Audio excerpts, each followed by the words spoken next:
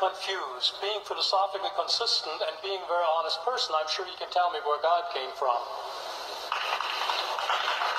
And in addition, once you've told me where God comes from, please try to clarify how you can figure that a spiritual force can have an impact on a material universe to create it. I think that some years ago we already talked about that kind of thing in philosophical circles at any rate, by posing the question, if angels are made of spiritual matter and a pen is made of material matter and spiritual matter displaces no space, how many angels can dance on the tip of a pen? You got 5 minutes. Now, I just want to know which question. That's all right. You may take the rest of the minute. We're supposed to do one question at a time. Which one would you like?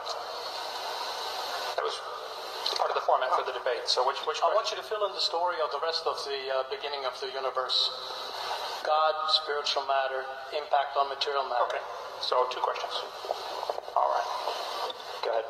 All right, your question, where did God come from, assumes that you're thinking of the wrong, obviously it displays that you're thinking of the wrong God, because the God of the Bible is not affected by time, space, or matter. If he's affected by time, space, or matter, he's not God. Time, space, and matter is what we call a continuum. All of them have to come into existence at the same instant, because if there were matter but no space, where would you put it? If there were matter and space but no time, when would you put it? You cannot have time, space, or matter independently. They have to come into existence simultaneously. The Bible answers that in 10 words. In the beginning, there's time. God created the heaven. There's space. And the earth. There's matter. So you have time, space, matter created a trinity of trinities there. Just, time is past, present, future.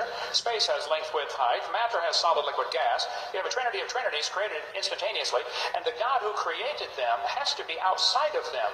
If he's limited by time, he's not God.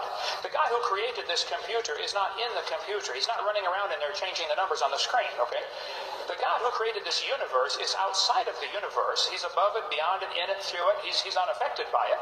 So the concept that a spiritual force cannot have any effect on a material body, well then I guess you'd have to explain to me things like emotions and love and hatred and envy and jealousy and rationality.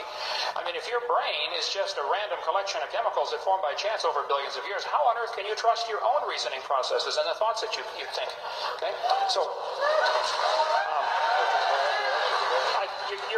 your question, where did God come from, is assuming a limited God.